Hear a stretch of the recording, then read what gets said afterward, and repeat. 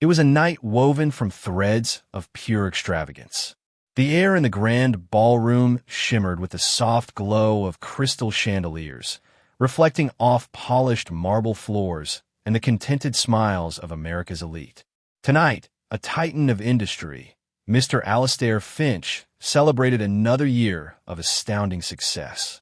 The aroma of gourmet cuisine mingled with the subtle scent of expensive perfumes, and a murmur of polite conversation filled the space, punctuated by occasional bursts of appreciative laughter. At the heart of the celebration, beneath a velvet rope and bathed in a spotlight, sat a sight that drew every eye. A shimmering 20 kilograms gold bar, encased within a robust, transparent glass cage. Mr. Finch, his eyes twinkling with a mischievous glint, raised a hand for silence. "My dear friends," he boomed, his voice resonating with authority and good cheer. "Tonight, we celebrate not just a birthday, but the spirit of ingenuity and daring. For those who believe they possess both, I present a challenge."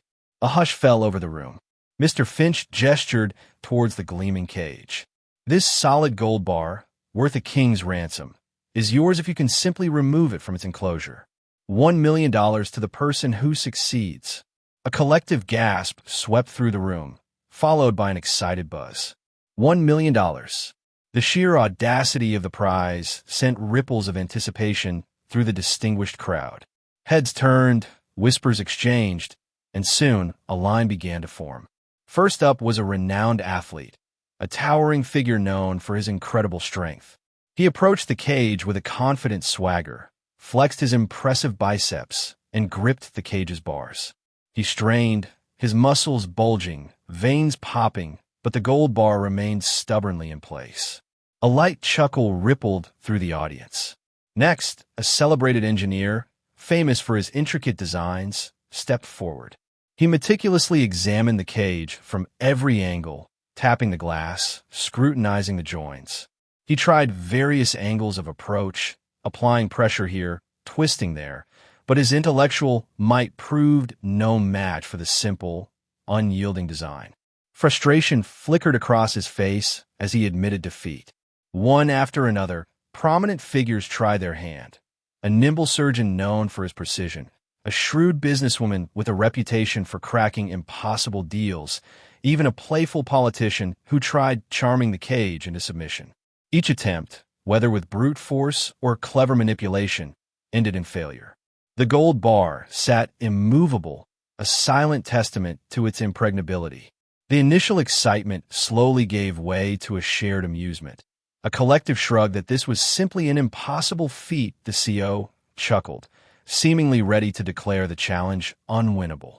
Just as Mr. Finch was about to announce the conclusion of his entertaining spectacle, a soft voice, barely audible above the lingering murmurs, spoke. May I try, sir?" All eyes turned.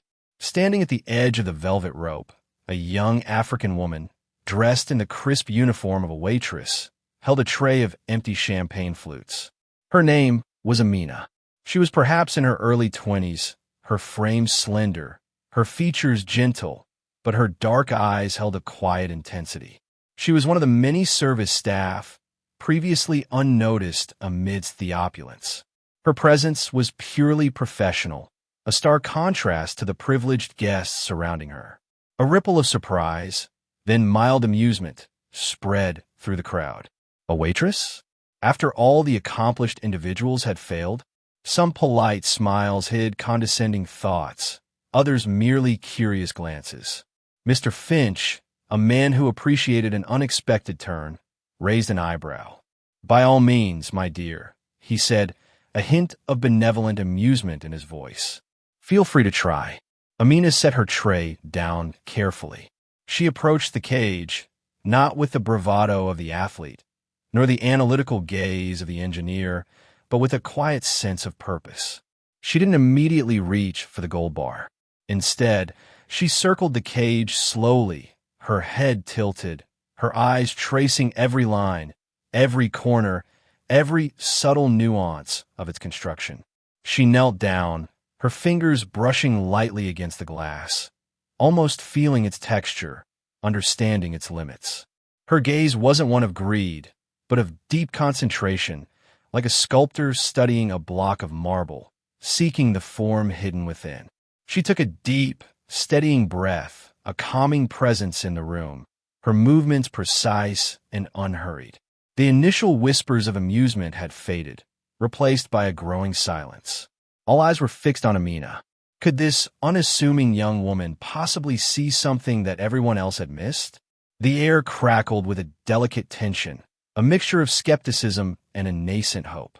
Amina continued her meticulous examination, her brow slightly furrowed in concentration. She wasn't attempting to overpower the cage, nor was she searching for a hidden button or latch. Instead, she seemed to be seeking a harmony between the gold bar and its enclosure.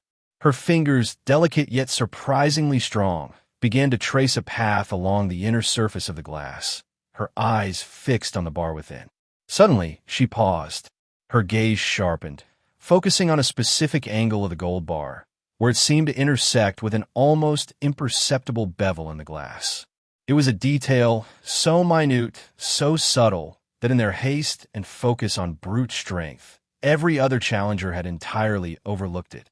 Years of working with her hands, of making do with little, of observing the world with keen attention in her everyday life, had honed her perception. She understood the intricate dance between pressure and release, of finding the path of least resistance. She then placed her hands on the glass, not on the bar itself, but on the cage. With slow, deliberate movements, she began to apply a gentle, sustained pressure to a specific point on the glass, while simultaneously, with the other hand, she gently tilted the cage itself. It was a precise, almost surgical manipulation, not of brute force, but of understanding the geometry of the constraint. The room held its breath. Inch by agonizing inch, the gold bar began to shift. It wasn't sliding out with ease, but rather rotating, twisting, and then gradually, almost imperceptibly, it began to lift as if guided by an unseen force. A collective gasp escaped the lips of the onlookers. Disbelief transformed into dawning comprehension, then into sheer awe. Her movements were fluid, graceful, a dance of precision and understanding. There was no straining, no grunting, just focused, controlled effort. With a soft, almost inaudible click, the gold bar separated from its confines. Amina carefully, almost reverently, lifted it from a cage, holding the gleaming 20 kilograms bar in her hands, as if it weighed no more than a feather. A stunned silence hung in the air for a moment, then erupted into a thunderous applause that shook the chandeliers. The CEO, Mr. Finch, stood speechless, his initial amusement replaced by profound respect. Amina had not only conquered the challenge, she had redefined it. Mr. Finch, still reeling from the unexpected triumph, strode forward, a broad smile replacing his look of astonishment. "Remarkable! Absolutely remarkable!" he exclaimed, clapping Amina on the shoulder. "You have not only won the challenge, young lady, but you have also taught us all a valuable lesson tonight." He then, with a flourish, presented Amina with a shimmering check for $1 million. The room buzzed with congratulatory murmurs. Guests, eager to connect with the newly minted millionaire, pressed in, offering their cards, their praise, their astonishment. Questions cascaded towards her. "How did you do it? What's your secret? What will you do with the money?" Amina, holding the check, remained remarkably composed amidst the sudden spotlight.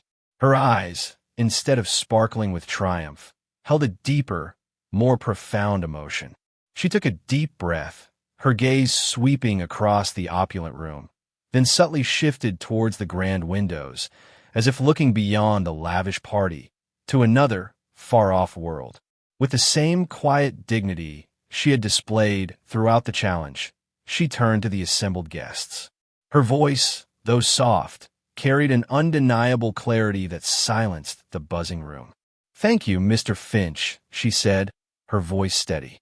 "And thank you, everyone, for your kind words." She paused, then continued, her voice gaining a gentle strength.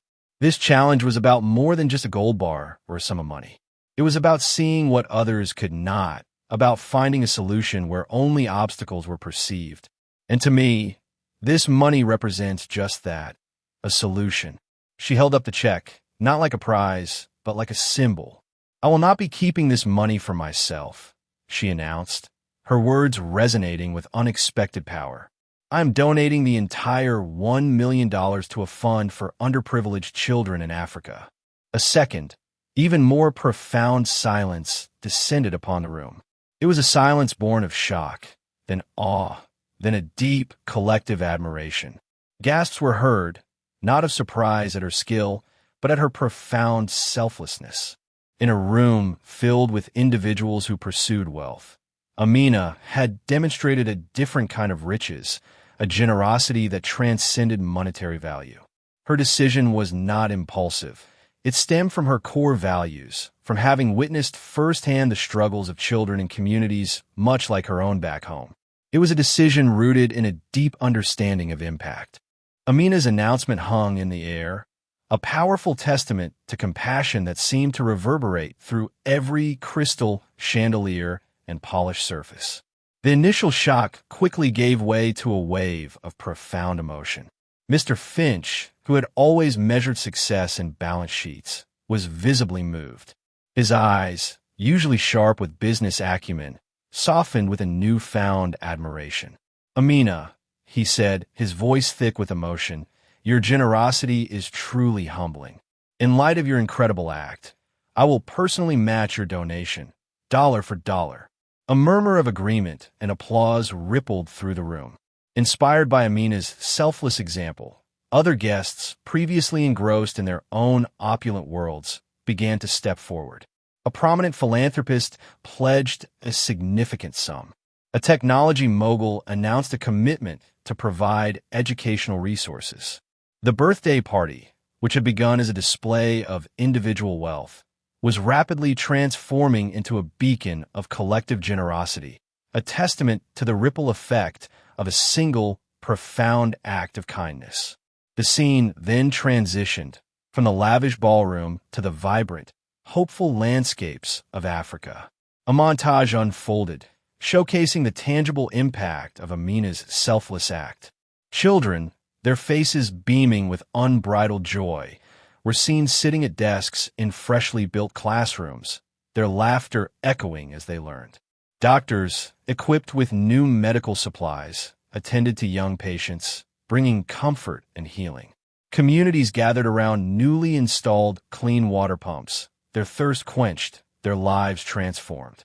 Amina's victory wasn't merely personal. It was a triumph for an entire community, a testament to the profound power of selflessness. It underscored a gentle but undeniable truth, that the greatest achievements are not always measured in personal gain, but in the positive change we bring to the lives of others.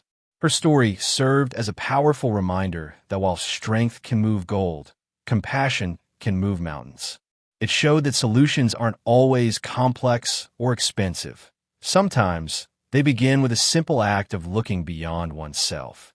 Amina's story is a powerful reminder that the greatest wins often have nothing to do with personal gain and everything to do with uplifting others. If her story touched your heart, imagine the countless other stories of quiet heroes making a difference every single day. Subscribe to our channel for more uplifting tales and share this video to spread the message that true strength lies in compassion. What unexpected act of kindness have you witnessed recently? Share your thoughts in the comments below, and let's keep the conversation going.